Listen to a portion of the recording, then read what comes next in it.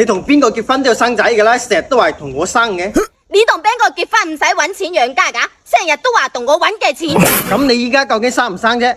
要生你自己生，我先唔生喎。兩個人共同合作嘅項目，你就貢獻嗰2秒，你肯定爽啦。我就要捱苦10個月，風險就我自己承擔，仲要傷身體，失敗咗就後果自負，成功咗就以禮冠名。我真係想一嘢劈開你個腦睇下係咪裝屎嘅。咁生個仔你冇份㗎？哼，講得就好聽咯，仲有後期嘅養護保養全部都係我，項目盈利仲要同你平分，我貪你咩啊？貪你識轉彎啊！婚姻本身就係人生嘅一場合作，但合作嘅前提下係咪公平先得啊？你憑咩喺度篤眼篤鼻？憑你窮？憑你醜？